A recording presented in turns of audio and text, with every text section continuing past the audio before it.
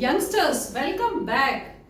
Do you also remain confused between iso, secondary, tertiary? Where do we use them? How do we recognize that these are, these complex chains? So this class is for you. Today in this class, I'll clarify all your doubts regarding nomenclature, and we are going to start the nomenclature of haloalkanes and haloarenes. If you remember correctly, in the last class, we discussed the classification of haloalkanes and haloarenes. And it was a very simple classification based on number of carbon atoms.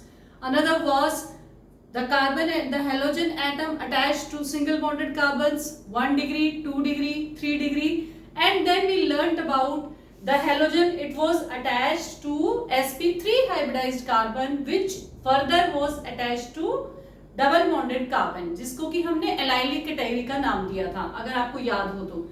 इसके अलावा benzylic category की हमने बात की थी, जिसमें कि हमारा halogen directly sp3 hybridized carbon से अटैच था, लेकिन which was further attached with the ring.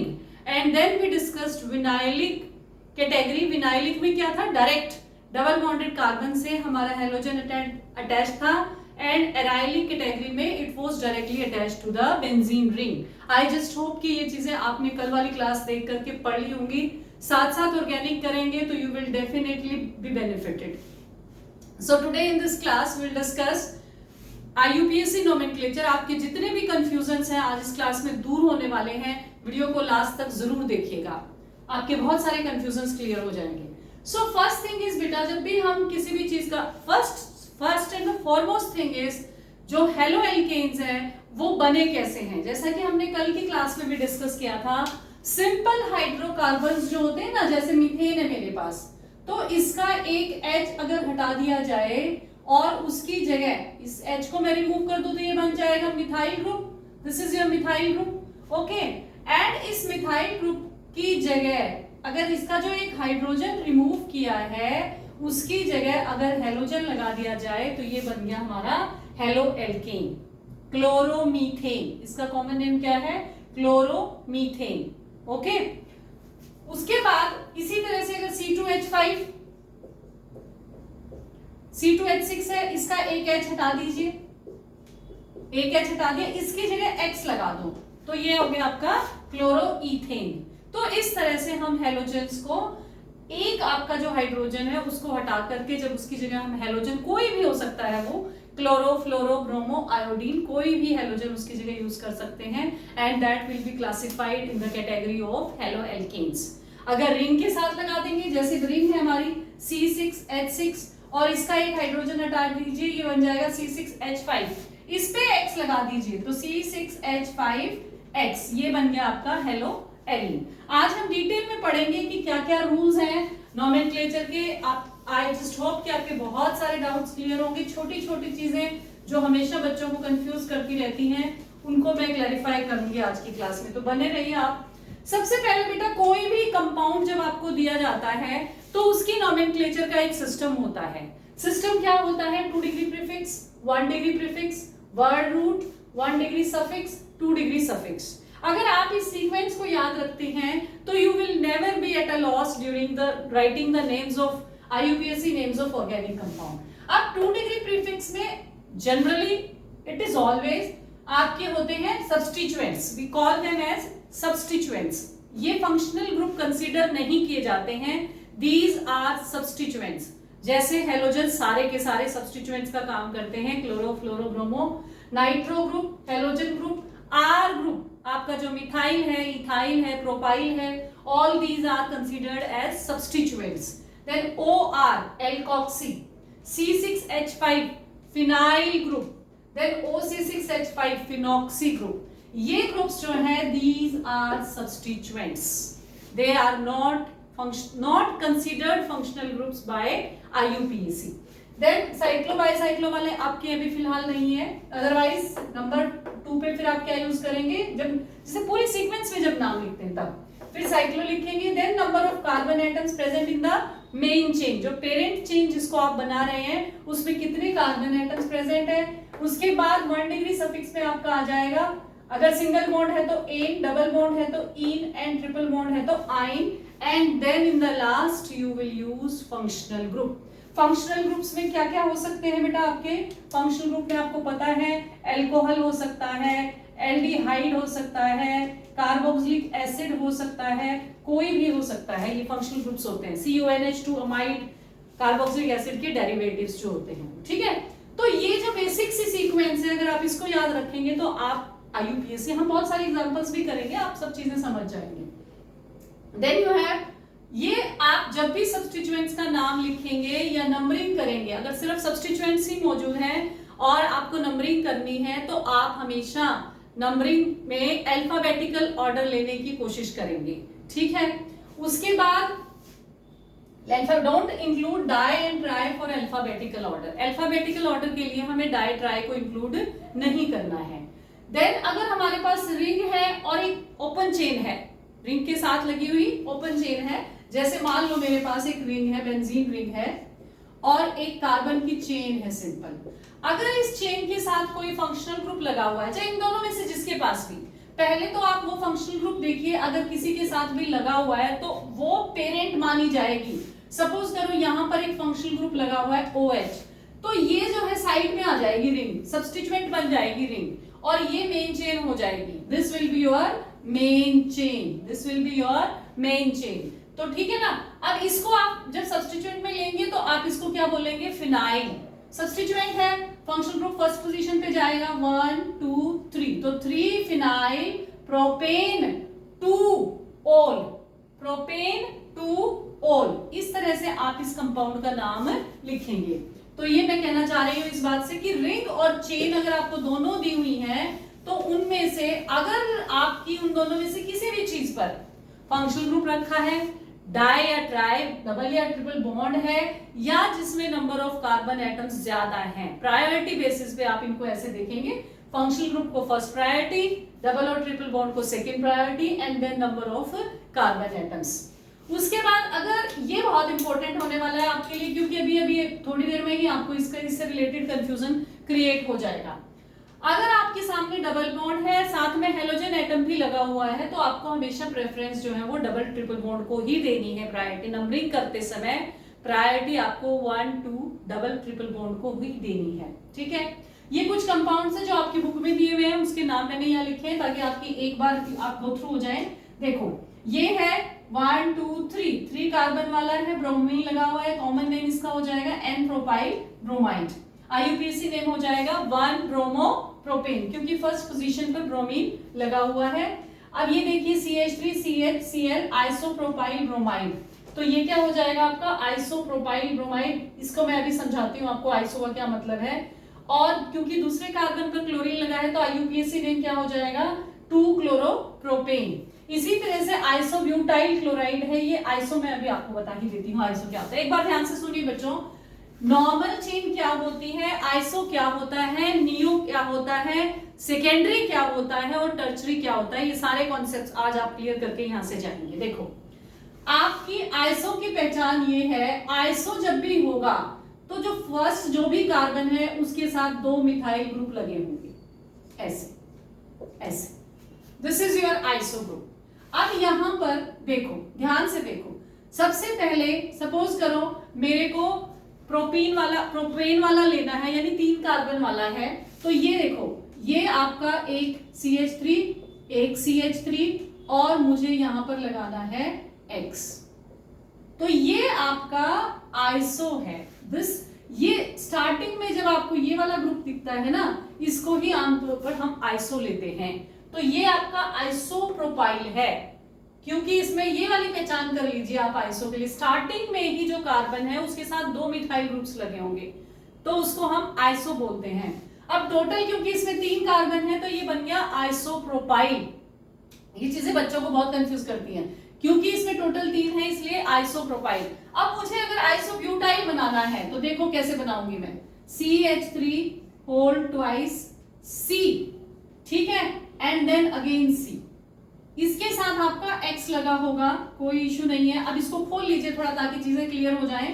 देखो ये C है, CH3 CH3, ये वाली चेन आ गई आपकी और ऊपर H है ही, और फिर इस कार्बन के साथ तो आपके ये 2 लगे हुए, एक और कार्बन और एक X, ये आपका आइसोब्यूटाइल है। क्यों मैंने इसको ब्यूटाइल कहा? क्योंकि टोटल इसके अंदर 4 कार्बन है, 1 2 3 एंड 4। लेकिन जब आप इसका IUPAC नाम लिखेंगे तो कैसे लिखेंगे? देखो 1 कैसे लिखेंगे? तो 1 2 3। अब कैसे लिखेंगे देखो, 1 सपोज करो ये क्लोरीन है मान लो, 1 chloro 2 methyl propane, 1 chloro 2 methyl propane. लेकिन अगर आप इसका कॉमन नेम लिखेंगे तो आइसोब्यूटाइल क्लोराइड, आइसोब्यूटाइल क्लोराइड। ये देखो सेम टू सेम यही है। क्यों? क्योंकि ये जो है आइसो ग्रुप ये वाला ग्रुप होता है। आपको स्टार्टिंग में ही लगा देना है, ये कंफ्यूजन ही नहीं रखना, सेकंड कार्बन थर्ड कार्बन कुछ नहीं।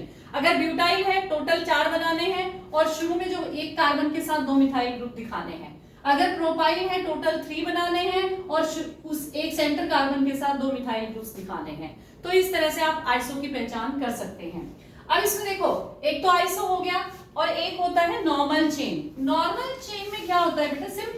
सिंपल चेन होती है नॉर्मल जैसे CH3 CH2 CH2 और X। तो ये है N प्रोपाइल, सपोज ब्रोमाइड लिख देती हूं मैं इसको, N propyl bromide, N propyl bromide, ऐसे आई इसका कॉमन नेम हम लिखते हैं। ठीक है, ये इसका कॉमन नेम हो गया N प्रोपाइल ब्रोमाइड, जैसे इसमें लिखा है N प्रोपाइल ब्रोमाइड। ठीक है, इसी का IUPAC करोगे तो क्या बन जाएगा? 1 2 3 1 ब्रोमो प्रोपेन। तो ये हो गया क्लियर, आपको आइसो क्लियर हो गया। अब नॉर्मल ब्यूटाइल का बनाना है तो भी सिंपल चलेगी, 4 कार्बन की चेन, ये ब्यूटाइल हो जाएगा आपका। ठीक है, आइसो पता लग गया, ब्यूटाइल नॉर्मल पता लग गया। अब हम बात करते हैं सेकेंडरी जब होगा। तो सेकेंडरी होगा आपका, जैसे 4 कार्बन वाले में सेकेंडरी ब्यूटाइल, आपको वर्ड कई जगह देखने को मिलेगा, इस कंफ्यूजन को आज ही क्लियर कर लो। सेकेंडरी का मतलब जिसके साथ आपका हेलोजन लगा हुआ है वो कार्बन फर्दर 2 कार्बन से जुड़ा हुआ है, दैट इज सेकेंडरी। अब क्या मेरे 4 पूरे हो गए इसमें? 1 2 3 4 नहीं हुए ना, तो मुझे एक और लगाना पड़ेगा। ये हो गए अब मेरे 4 कार्बन, तो ये बन गया मेरा सेकेंडरी ब्यूटाइल। क्या बन गया ये? सेकेंडरी ब्यूटाइल, क्योंकि ये जो कार्बन हेलोजन जिससे जुड़ा हुआ है ना वो फर्दर 2 कार्बन एटम से जुड़ा हुआ है। So this is secondary butyl, we call it as secondary butyl. तो सेकेंडरी और आइसो में अंतर समझिए आपके पास दोनों ऑप्शंस हैं। सेकेंडरी में आप मिथाइल ग्रुप फर्स्ट कार्बन के साथ सोच सकते हैं और आइसो में मिथाइल ग्रुप जो है इस कार्बन के साथ आ जाएगा। जैसे आपको अच्छा लगे आप समझ लीजिए। तो इस तरह से हम आइसो और सेकेंडरी की पहचान करते हैं। अगर मुझे टर्चरी ब्यूटाइल बनाना है तो टर्चरी ब्यूटाइल में क्या होगा? जिस कार्बन के साथ हेलोजन लगा होगा वो कार्बन जो है 3 कार्बन के साथ जुड़ा हुआ होगा और ये जो है टर्चरी ब्यूटाइल कहलाएगा। इसको हम क्या कहेंगे? Tertiary butyl. So iso, normal, secondary and tertiary. I hope ये कंफ्यूजन आपको क्लियर हो गया होगा। किसी भी बच्चे के दिमाग में ये क्लियर कंफ्यूजन नहीं होना चाहिए कि आइसो क्या है, सेकेंडरी क्या है और टर्चरी क्या। एक खास बात देखिए बच्चों, जब आप बनाते हैं ना, ये है आपका नॉर्मल ब्यूटाइल और इसको मैं बना रही हूं, सपोज इसको मैं बना रही हूं iso. This is iso, this is iso, this is normal.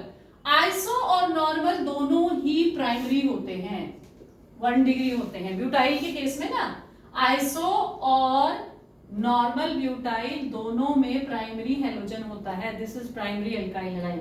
फिर ये टर्चरी हो जाता है और जो बीच में हमने सीखा वो सेकेंडरी हो जाता है। तो इस तरह से आप पहचान कर सकते हैं। अब इसमें आगे देखिए, ये सिंपल है। ब्रोमो जो आपके एरोमेटिक होते हैं ना वो जनरली उनके IUPAC और कॉमन नेम सेम होते हैं मोनो डेरिवेटिव्स के। जैसे इस पे एक ही सिंगल लगा हुआ है तो इसका सेम हो जाएगा, जैसे ब्रोमोबेंजीन तो ये ब्रोमोबेंजीन। ठीक है, लेकिन अगर 2 लग गए तो थोड़ा चेंज आ जाएगा। कॉमन नेम में सिंपल आप लिख सकते हैं डायब्रोमोबेंजीन, या जैसे मेटा, जैसे ये किस पोजीशन पर लगा हुआ है, ऑर्थो पे लगा है, पैरा पे लगा है या मेटा पे लगा है। कुछ बच्चों ने अगर नहीं पढ़ा हो तो बता देती हूँ मैं। ऑर्थो पोजीशन कौन सी होती है? जैसे एक यहाँ लगा है और दूसरा यहाँ लगा है, दिस इज ऑर्थो। और पैरा पोजीशन कौन सी होती है? जैसे एक यहाँ लगा है और एक बिल्कुल इसके सामने लगा है। और मेटा पोजीशन क्या होती है, मेटा पोजीशन मान लो एक यहाँ लगा है और एक मेटा पोजीशन पर लगा है, तो this is meta. So this is meta dibromobenzene, जिसको हम 1,3 डायब्रोमोबेंजीन भी कह सकते हैं IUPAC में। ये IUPAC ये कॉमन है। सिम ट्राइब्रोमोबेंजीन, ये आयु कॉमन नेम है। सिम मतलब 1,3,5 पोजीशंस पर ग्रुप लगे हुए हैं, तो 1,3,5 ट्राइब्रोमोबेंजीन जो है इसका IUPAC नेम है। ओके ओके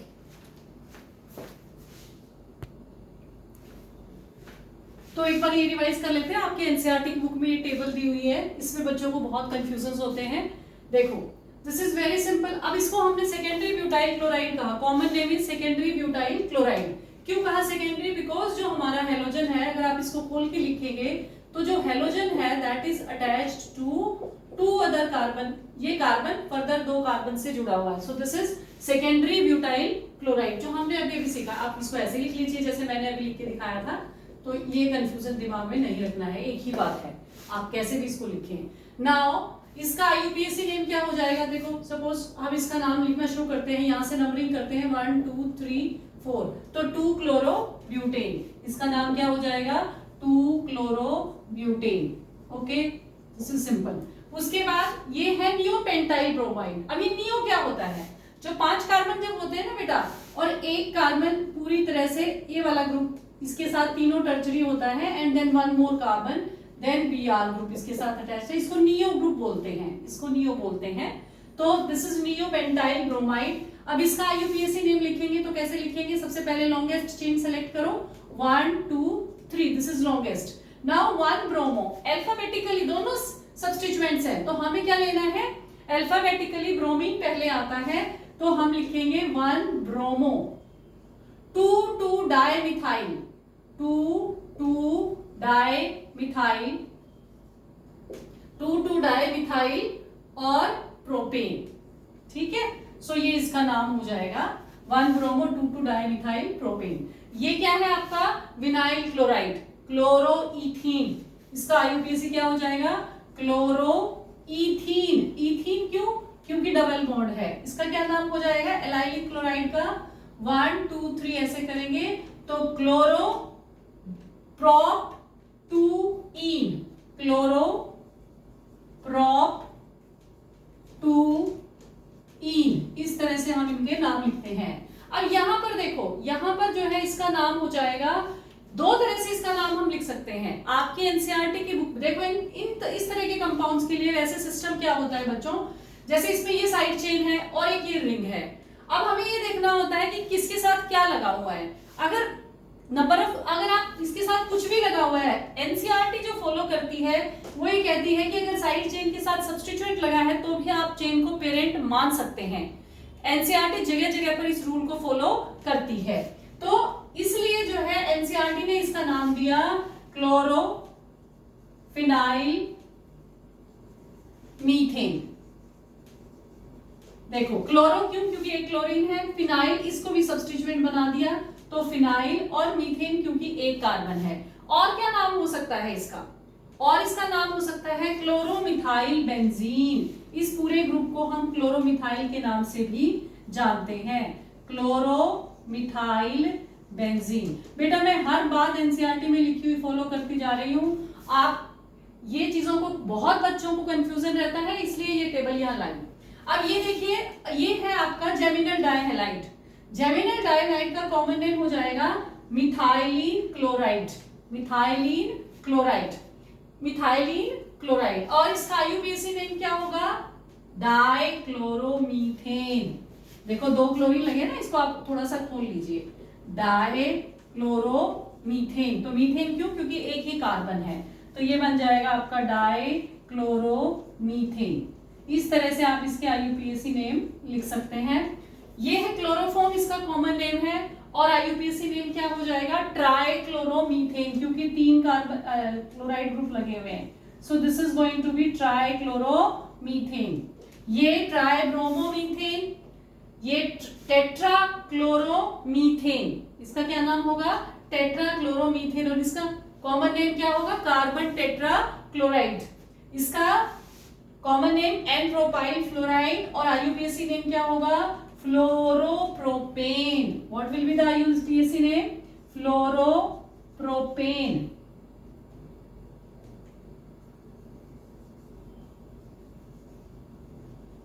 ठीक है, सो ये है. और क्वेश्चंस प्रैक्टिस करते हैं.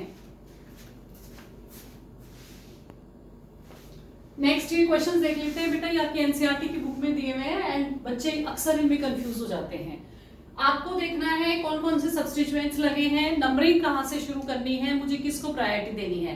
मैंने जब स्टार्टिंग में रूल्स बताए थे तो आपको सबसे पहले एक इंपॉर्टेंट रूल बताया था कि जब भी हेलोजन या डबल बॉन्ड हो तो हमें ये देखना है कि प्रायोरिटी लोवेस्ट नंबर जो है हमारे डबल बॉन्ड को मिलना चाहिए.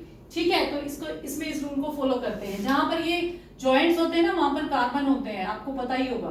ठीक है, अब यहाँ पर ये हाइड्रोजन है. अब इसको देखिए, अगर मैं यहाँ से इसकी नंबरिंग शुरू करती हूँ 1 2 3 4 एंड 5 तो डबल बॉन्ड को सेकंड पोजीशन मिलती है. लेकिन अगर मैं यहाँ से करती हूँ 1 2 3 तो डबल बॉन्ड को थर्ड पोजीशन मिलती है. तो मुझे कहाँ से करना चाहिए? यहाँ से करना चाहिए. हालांकि इधर से करूंगी तो ब्रोमो को सेकंड मिल जाएगी, लेकिन मुझे किसको प्रायोरिटी देनी है? डबल बॉन्ड को. तो 1 2 3 4 5. Okay, so this is 1 2 3, this is 4 and this is 5. अब फोर्थ पोजीशन पर ब्रोमो है तो क्या लिखूंगी मैं? 4 ब्रोमो, 4 ब्रोमो. एंड और कोई इथाइल मिथाइल कहीं है? नहीं, कोई कुछ नहीं है. तो कितने टोटल कितने पेंट? 4 bromo paint. और सेकंड पोजीशन पर डबल बॉन्ड है तो this is the name of the compound 4 bromo paint 2 इन. 2 इन मतलब सेकंड पोजीशन पर डबल बॉन्ड है. इसका नाम देख लेते हैं. यहां से अगर मैं शुरू करती हूँ दिस इज 1 2 3 एंड 4. अगर यहां से करती हूँ 1 2 3 एंड 4, डबल बॉन्ड की पोजीशन डिफरेंट हो जाएगी, मुझे यहीं से करनी पड़ेगी. सो 1 2 3 4. अब आप देखेंगे, see this is 1 2 3 and this is 4. Now second position पर मेरे पास मिथाइल है और थर्ड पोजीशन पर मेरे पास ब्रोमो है. अब मैं क्या करूंगी? पहले ब्रोमो लिखूंगी बिकॉज अल्फाबेटिकली ब्रोमो का बी मिथाइल के एम से पहले आता है. तो नाम क्या हो जाएगा? 3 bromo 2 methyl 4 but 2 ene. Okay, अब इसकी बात कर लेते हैं. यहाँ पर HH लगा हुआ है. Okay, let us start the numbering. कहां से करूं? 1 2 3 4. एक ये ऑप्शन है और दूसरा ऑप्शन क्या है? 1 2 3 4. Okay, so I should start from here 1 2 3 and 4. I think ये दोनों कंपाउंड सेम बन गए हैं. कोई नहीं, इसका ये सेम ही है. These are two same. इसकी कर लेते हैं. सो दिस इज, अब यहाँ पर मिथाइल है. सो 1 2, अगर मैं वहां से शुरू करती हूँ, देखो इसमें ध्यान से देखो, अगर मैं यहाँ से शुरू करती हूँ 1 2 3 4. मैंने यहाँ से क्यों शुरू किया? क्योंकि अगर मैं चाहे यहाँ से करो चाहे यहाँ से करो, डबल बॉन्ड को सेकेंड ही पोजीशन मिल रही है तो फिर मुझे ब्रोमो को कंसीडर कर लेना चाहिए फर्स्ट पोजीशन पर. ठीक है, सो इसका नाम क्या हो जाएगा? 1 ब्रोमो 2 मिथाइल, ये वाला ब्यूटेन, सॉरी ब्यूट 2 ईन. ये इस तरह से इसके नाम हो जाएंगे. बेटा अगर आप चाहते हैं कि एनसीईआरटी की टेक्स्ट बुक का क्वेश्चन नंबर 2 जो है जिसमें बहुत सारे टिपिकल क्वेश्चंस हैं वो मैं सॉल्व करके बताऊं तो आप प्लीज कमेंट सेक्शन में मुझे जरूर बताइए. I will definitely help you. अगर आपको पढ़ाया हुआ पसंद आ रहा है, चीजें समझ में आ रही हैं तो चैनल को सब्सक्राइब करना बिल्कुल ना भूलें. Keep learning, keep focused. Thank you.